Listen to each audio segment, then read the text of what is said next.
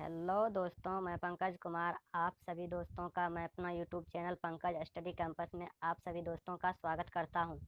आज हम देखेंगे प्राचीन इतिहास के 40 महत्वपूर्ण प्रश्न एमसीक्यू जो सभी एग्जाम में बार बार पूछे जाते हैं। Railway, SSC, state police, other exam.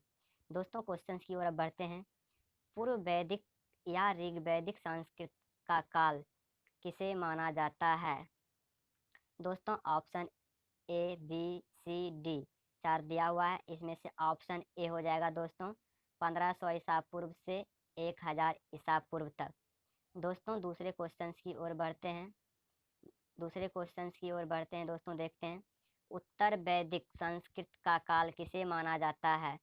उत्तर वैदिक संस्कृत काल किसे माना जाता है दोस्तों? इसका हो जाएगा 1000 बीसी से 600 यानी बीसी ईसा पूर्व, 1000 ईसा पूर्व से 1000 ईसा पूर्व से 600 ईसा पूर्व। दोस्तों, क्वेश्चन नंबर 3 की ओर बढ़ते हैं दोस्तों, देखते हैं दोस्तों। आर्य शब्द का शाब्दिक अर्थ। आर्य शब्द का शाब्दिक अर्थ होता है दोस्त श्रेष्ठ या कुलीन। श्रेष्ठ या कुलीन। दोस्तों, आगे बढ़ते हैं चौथे सवाल की ओर दोस्तों। इसमें देखते हैं कि प्रारंभिक आर्य के बारे में निम्न में से कौन सा कथन सही नहीं है दोस्तों? इसमें है, वे संस्कृत बोलते थे, ये सही है। वे घुड़सवारी क्या करते थे, ये सही थे। वे कई झुंडों में भारत पहुंचे, ये भी सही है। ये गलत है। ये मुख्यतः नगरों में निवास करते थे, ये इसका आंसर हो जाएगा दोस्तों। आगे बढ़ते हैं दोस्तों अगले सवाल की ओर।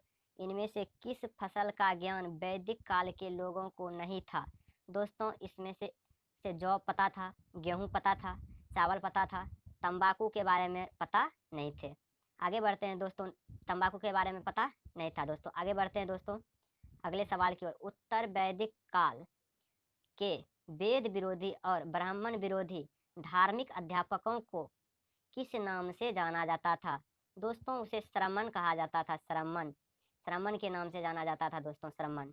आगे बढ़ते हैं दोस्तों अगले सवाल की ओर बढ़ते हैं दोस्तों। वैदिक गणित का महत्वपूर्ण अंग है, इसका दोस्तों हो जाएगा सुलभ सूत्र। सुलभ सूत्र। दोस्तों, बढ़ते हैं अगले सवाल की ओर। अगला दोस्त सवाल है, किस वेद में प्राचीन वैदिक युग की संस्कृति की सूचना दी गई है? दोस्तों, किस वेद में प्राचीन वैदिक युग की संस्कृति के बारे में सूचना दी गई है? दोस्तों, इसका हो जाएगा ऋग्वेद। इसका हो जाएगा ऋग्वेद। आगे बढ़ते हैं दोस्तों अगले सवाल की ओर। दोस्तों, देखते हैं इसमें दिया, निम्नलिखित में से उत्तर वैदिक काल में लिखे गए लिखे गए ग्रंथों का सही क्रम कौन सा है? इसका हो जाएगा दोस्तों, आगे देखते हैं, वेद, ब्राह्मण, आरण्यक और उपनिषद। दोस्तों, आगे बढ़ते हैं, देखते हैं दोस्तों वेद की संख्या कितने हैं दोस्तों? वेद की संख्या 4। वेद की संख्या 4। आगे बढ़ते हैं दोस्तों अगले सवाल की ओर। दोस्तों, अगले सवाल की ओर बढ़ते हैं दोस्तों, देखते हैं कौन से 3 वेद संयुक्त रूप से त्रय या वेद वेदत्री कहलाते हैं? इसका हो जाएगा दोस्तों ऋग्वेद, यजुर्वेद, सामवेद। इसका हो जाएगा दोस्तों ऋग्वेद, यजुर्वेद, सामवेद, ऑप्शन ए। आगे बढ़ते हैं दोस्तों अगले सवाल की ओर। भारत के राज्य चिन्ह में प्रयुक्त होने वाले शब्द सत्यमेव जयते किस उपनिषद से लिए गए हैं? ये हो जाएगा दोस्तों आपका किस उपनिषद से लिए गए दोस्तों? मुंडिको उपनिषद से। आगे बढ़ते हैं दोस्तों अगले सवाल की ओर, देखते हैं दोस्तों ऋग्वैदिक आर्यों का मुख्य व्यवसाय क्या था? ऋग्वैदिक आर्यों का मुख्य व्यवसाय क्या था दोस्तों? पशुपालन। आगे बढ़ते हैं दोस्तों अगले सवाल की ओर। भारतीय संगीत का आदि ग्रंथ कहा जाता है दोस्तों सामवेद को। आगे बढ़ते हैं दोस्तों, प्रथम विधि निर्माता कौन थे दोस्तों? प्रथम विधि निर्माता मनु। आगे बढ़ते हैं दोस्तों अगले सवाल की ओर। कृष्ण भक्त का प्रथम और प्रधान ग्रंथ कौन सा है दोस्तों? श्रीमद् भागवत गीता। किस वेद में जादुई माया और वशीकरण का वर्णन है? दोस्तों ये हो जाएगा आपका अथर्ववेद। अथर्ववेद कौन हो जाएगा दोस्तों? अथर्ववेद। आगे बढ़ते हैं दोस्तों अगले सवाल की ओर। प्रतिलोम विवाह तब माना जाता था, प्रतिलोम विवाह तब माना जाता था जब जब उच्च वर्ण का पुरुष निम्न वर्ग की नारी के साथ शादी विवाह कर लेता था। ये तो होगा नहीं दोस्तों। जब उच्च वर्ण की नारी निम्न वर्ण के पुरुष के साथ शादी कर लेते थे तब जो है ना दोस्तों, इसी को जो है ना दोस्त कहा गया है, ये ऑप्शन बी हो जाएगा दोस्त, प्रतिलोम विवाह। जब उच्च वर्ण की नारी निम्न वर्ण के पुरुष के साथ विवाह कर लेती थी। आगे बढ़ते हैं दोस्तों अगले सवाल की ओर। देखते हैं प्राचीनतम व्याकरण अष्टधाई के रचनाकार कौन थे दोस्तों? पाणिनि। पाणिनि। आगे बढ़ते हैं दोस्तों अगले सवाल की ओर। देखते हैं दोस्तों आरंभिक वैदिक साहित्य में सर्वाधिक वर्णित नदी कौन सा था दोस्तों? सिंधु। सिंधु। आगे बढ़ते हैं दोस्तों अगले सवाल की ओर। दोस्तों देखते हैं ये सूची 1 और सूची 2 को मिलाना है दोस्तों। इसका देख लीजिए, एक का तो दोस्तों हो जाएगा ऋग्वेद सर्वोत्त एवं प्रार्थनाएं। ऋग्वेद क्या हो जाएगा?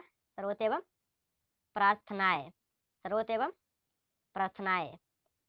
इसका तो ऋग्वेद सर्वोत्त एवं प्रार्थनाएं, इसका तो 4 हो जाएगा दोस्तों। उसके बाद आगे दूसरा है दोस्तों अजुर्वेद। अजुर्वेद का क्या हो जाएगा दोस्तों? अजुर्वेद का 2 नंबर। और इसका क्या हो जाएगा सामवेद का दोस्त? 1। और ये अथर्ववेद का 3।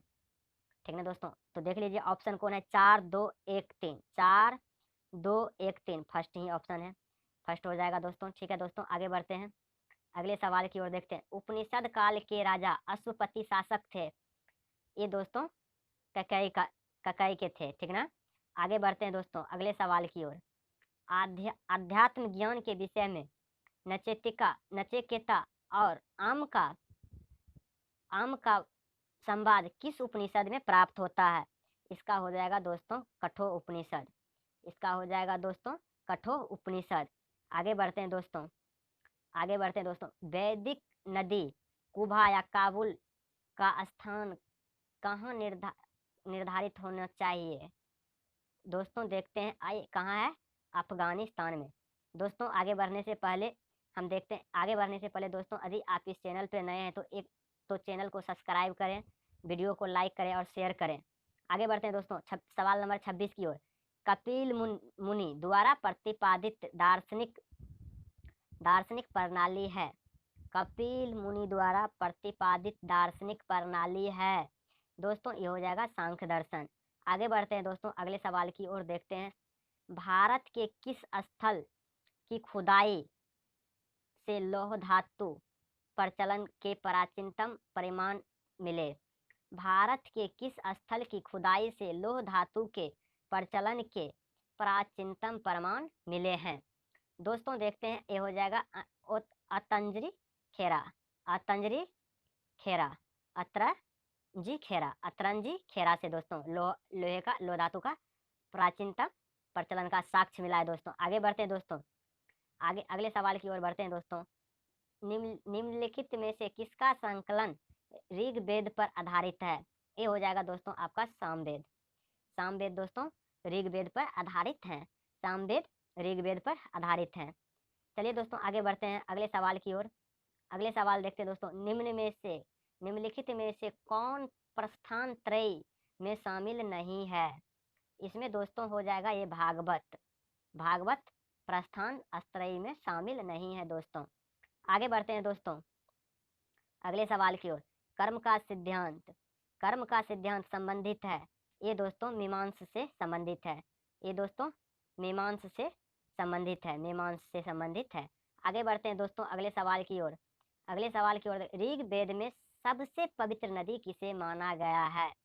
ऋग्वेद में सबसे अधिक पवित्र नदी किसे माना गया? सरस्वती को। ऋग्वेद में सबसे पवित्र नदी सरस्वती। ऋग्वेद में सबसे पवित्र नदी सरस्वती। आगे बढ़ते हैं दोस्तों अगले सवाल की ओर। वैदिक समाज की आधारभूत इकाई थी। क्या थी दोस्तों वैदिक समाज की आधारभूत इकाई? कुल या कुटुंब? वैदिक समाज की आधारभूत इकाई कुल या कुटुंब? वैदिक समाज की इकाई कुल या कुटुंब, आधारभूत इकाई कुल या कुटुंब। आगे बढ़ते हैं दोस्तों, अगले सवाल की ओर देखते हैं दोस्तों। ऋग्वेद काल के उस सबसे प्रधान देवता की पहचान करें जिसकी स्तुति में 250 सूक्तों की रचना की गई। ऋग्वेद काल के उस सबसे प्रधान देवता की पहचान करें जो जिसकी स्तुति में 250 सूक्तों की रचना की गई है। ये दोस्तों हो जाएगा इंद्र। कौन हो जाए, क्या हो जाएगा दोस्तों, इंद्र। क्या हो जाएगा दोस्तों, इंद्र। आगे बढ़ते हैं दोस्तों अगले सवाल की ओर। किस वेद में सभा को निष्ठ अर्थात सामूहिक विवाद या अनुउल्लंघनीय कहा गया है? किस वेद में सभा को नरिष्ठ अर्थात सामूहिक विवाद या अनुउल्लंघनीय कहा गया है? दोस्तों 34 का हो जाएगा आपका अथर्ववेद। 34 का हो जाएगा दोस्त आपको अथर्ववेद। 34 का दोस्तों हो जाएगा आपको अथर्ववेद। आगे बढ़ते हैं दोस्तों, अगले सवाल की ओर बढ़ना चाहेंगे दोस्तों। अगले सवाल देखते हैं दोस्तों। किस रचना में नारी को सुरा और पांसा के साथ प्रमुख बुराइयों में शामिल किया गया? दोस्तों किस रचना में नारी को सुरा और पांसा के साथ प्रमुख बुराइयों में शामिल किया गया? दोस्तों किस में शामिल किया गया? इसका हो जाएगा दोस्तों ऑप्शन मैत्रायनी। मैत्रायनी। दोस्तों आगे बढ़ते हैं, आगे बढ़ने से आगे अगले सवाल की ओर बढ़ते हैं दोस्तों। उत्तर वैदिक काल में किस देवता को सर्वोच्च स्थान प्राप्त था? उत्तर वैदिक काल में किस देवता को दोस्तों सबसे ज्यादा स्थान प्राप्त था? उत्तर वैदिक काल में किसको स्थान प्राप्त था दोस्तों? वे थे प्रजापति। आगे बढ़ते हैं दोस्तों अगले सवाल की ओर। संस्कार की कुल संख्या दोस्तों, संस्कार की कुल संख्या 16। संस्कार की संख्या 16, जन्म से लेकर मृत्यु तक। संस्कार की यानी गर्भ से लेकर मृत्यु तक 16 संस्कार होते हैं मनुष्य का। आगे बढ़ते हैं दोस्तों अगले सवाल की ओर बढ़ते हैं दोस्तों। देखते हैं हरियाणा प्रांत के चित्रित धूसर मिद्रभांड स्थल किस स्थान पर हाल ही में किए गए उत्खननों से प्रकाश में आया है? दोस्तों ये हो जाएगा आपका भगवानपुर। क्या हो जाएगा दोस्तों? भगवानपुर। आगे बढ़ते हैं दोस्तों अगले सवाल की ओर। अगले सवाल है प्राचीनतम विवाह संस्कार का वर्णन करने वाले विवाह सूक्त किसमें पाया जाता है? ये हो जाएगा दोस्तों ऋग्वेद। ये हो जाएगा दोस्तों आपका ऋग्वेद। आगे बढ़ते हैं दोस्तों। ऋतु यानी जिसको प्राकृतिक संतुलन स्थापित करने के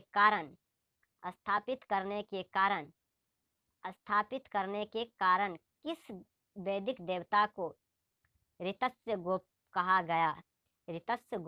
गया? दोस्तों इसका आंसर हो जाएगा दोस्तों, क्या हो जाएगा दोस्तों इसका आंसर? वरुण। इसका आंसर हो जाएगा दोस्तों वरुण। दोस्तों ये अब वीडियो लास्ट में आ गए। अब सवाल ये मेरा लास्ट सवाल था दोस्तों।